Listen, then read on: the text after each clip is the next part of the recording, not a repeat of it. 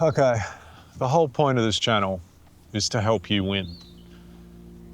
Business is a game, and if you're able to see it that way, it means you can zoom out, detach your ego and emotions, and just focus on what you need to do to get to the next level.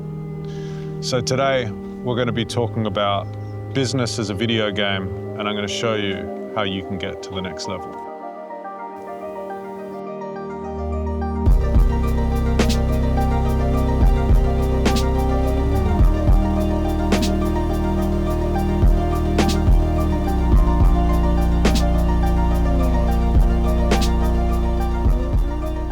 So the most important thing to understand is that you are the main character of this game. And in order for you to get to the next level, there are specific skills that you need to learn. Every level has different skills. We are currently stuck on level 4, and we're going to go into the day and I'm going to show you exactly what that looks like. But before we do that, I want to break down this video game so that you can see what levels there are, what level you're at, what skills you need to acquire to get to the next level, and we'll touch on what different game modes there are. So let's do it.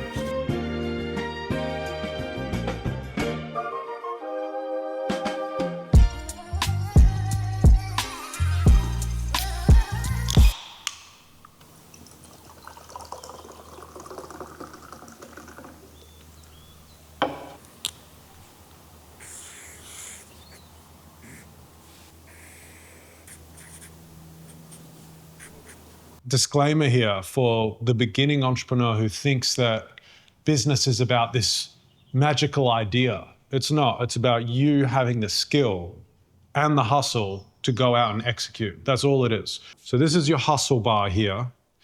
And there are multiple different traits that you have that when you put them all together, that's your hustle. So the first one is ambition. The second one is courage. How willing are you to navigate the unknown? Discipline, how often can you show up even when you don't feel like it? Resilience, how consistently can you show up even when things aren't going your way? Then patience, and finally, vision. So these are all soft skills: ambition, courage, discipline, resilience, patience, and vision. They all go into your hustle bar. If you were to score yourself out of 10 on all of those different soft skills, what would your score out of 10 be? And then when you combine them all, what's your overall hustle score? So that's hustle. The other side, we have business skills. When you combine the hustle with the business skills, this is really what's going to determine your success. Business skills. We've got selling, product development, operations and systems, leadership, branding, fulfillment, hiring. Okay, obviously there's more, but these are the basics. This is going to give you a rough overview of the skills that you need to acquire in both soft skills and hustle and actual business execution. This is called choose your character in the video, but really what I'm saying is develop your character. When you know what you need to develop, it's a lot easier to put time and focus into developing that so that you can actually get to the next level. As you go, as you fail and you show up again the next day, that's when that skill will improve. You'll learn from the failure and you'll learn from just showing up every day. So after choose your character, we're going to move into choose your mode. I'm going to be real quick with this. You've got freelancer, e-com, digital products, agency, brick and mortar. Each one of these businesses is going to require a different set of skills, but all of them require the big dog of all the business skills.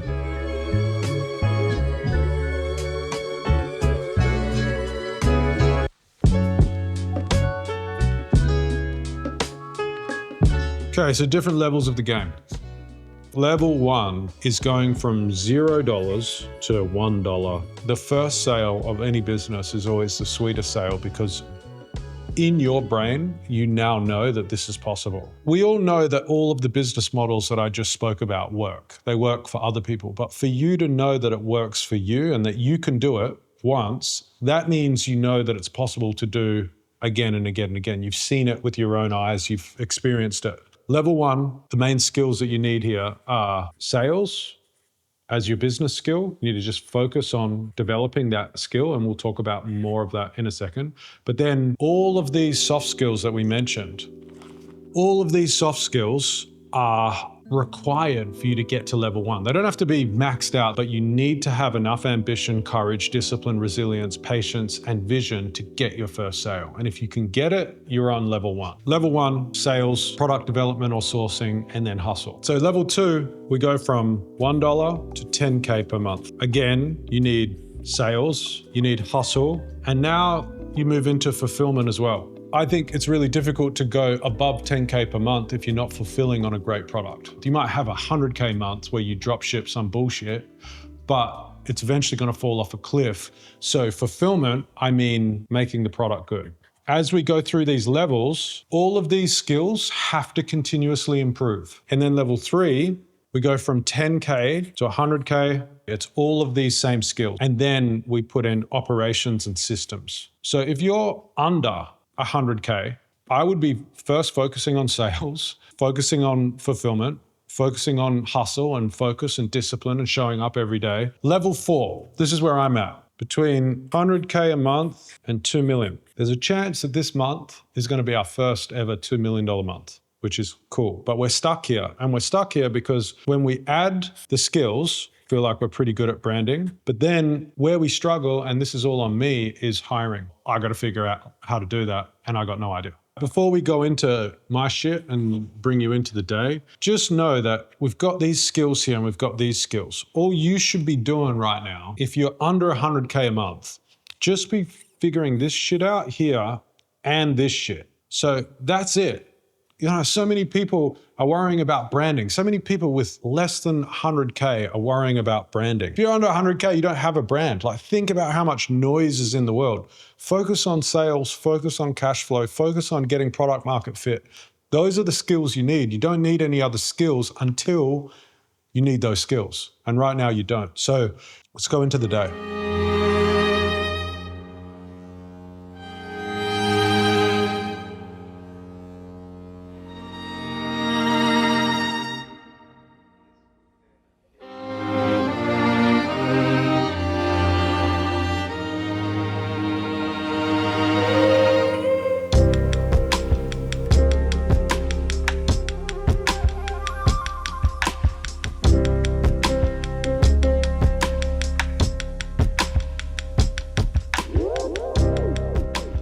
Are you finished? I'm done. Okay.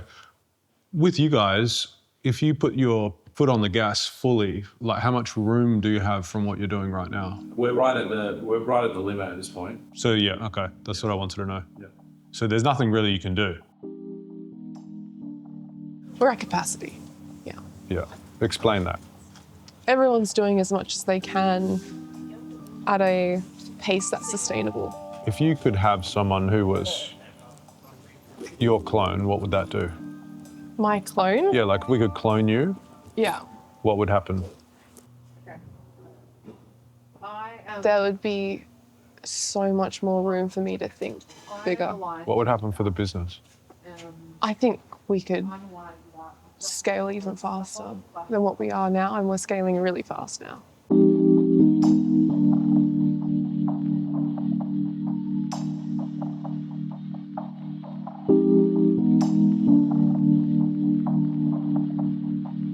You know, Robin's at capacity, Shayla, Harry at capacity. They're doing as much as they possibly can and they're growing the company.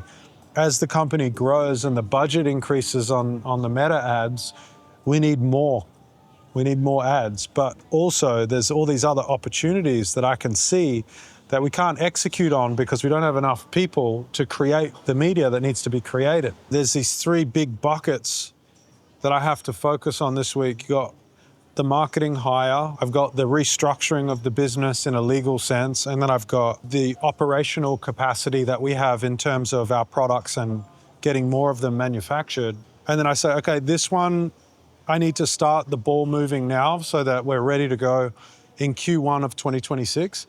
But I've been avoiding this for a while because I've been afraid to double click into it and have to learn all of these new skills.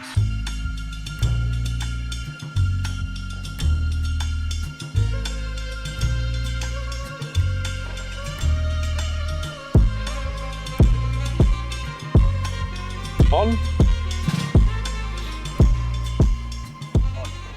Okay, so I've reached the next level of business where it's all about hiring people. I remember hearing a Steve Jobs quote where he said, "We don't hire smart people and tell them what to do. We hire smart people and have them tell us what to do." And I'm like a puppy from the pound. Like, I'm scarred with insecurity from hiring different agencies and the wrong people along the way. So I'm a rookie when it comes to hiring top tier talent. And so I think I need to speak to somebody who knows about this more than me.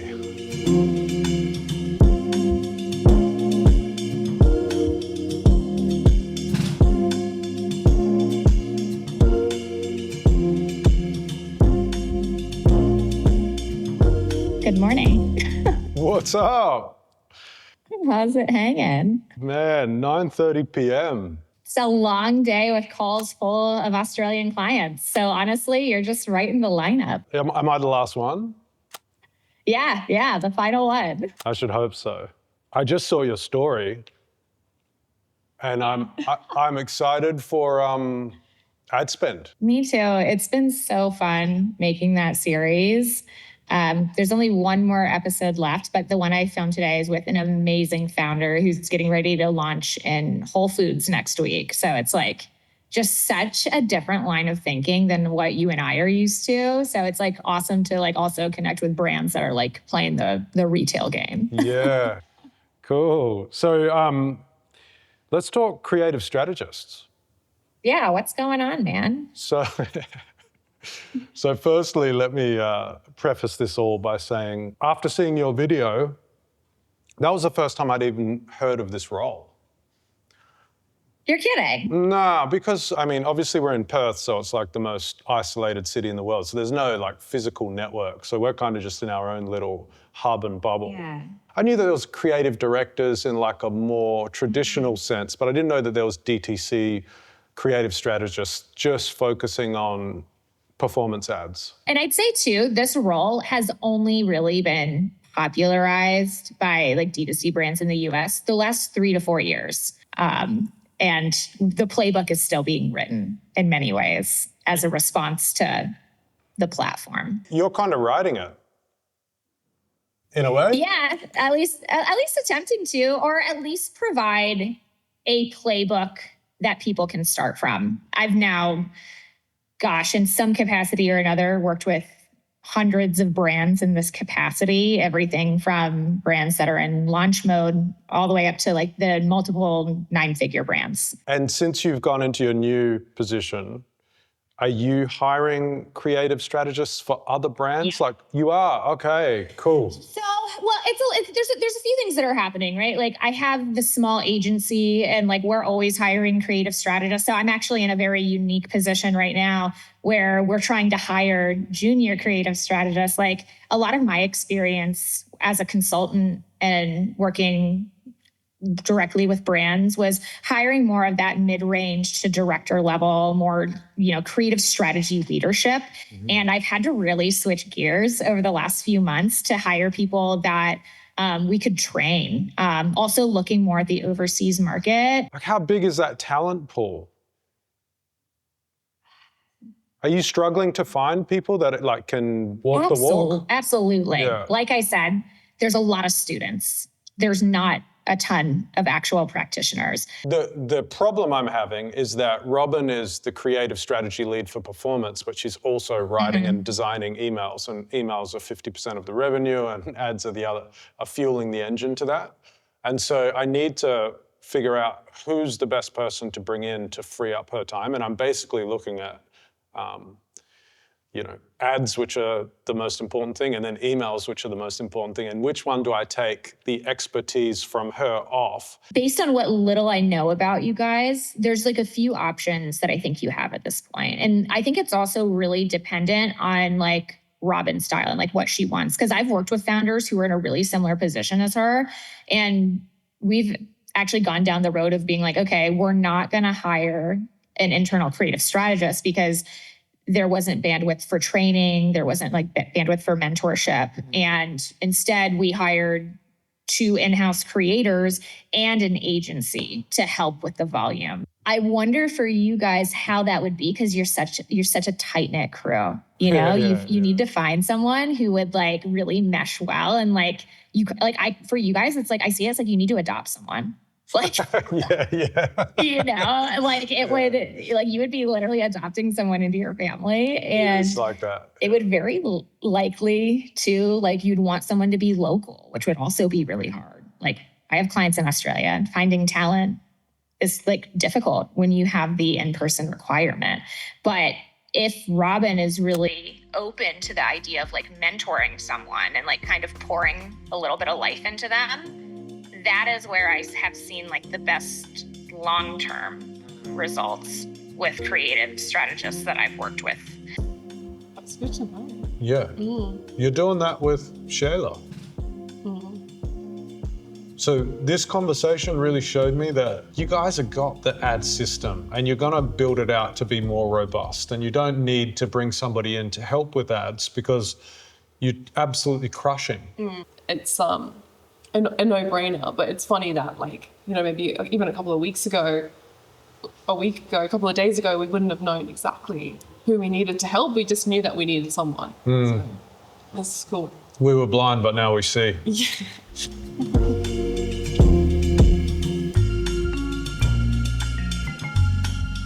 After that conversation with Dara, multiple things have come to light for me and our business. But before I get into that, I just want to let you know that if sales is what you're struggling with right now, go and watch Dara's videos. She breaks down the advertising process in such a simple and actionable way that I send a lot of her videos to our team. From my perspective, what that call gave me was an insight into our business as it relates to Robin and her time on the tools.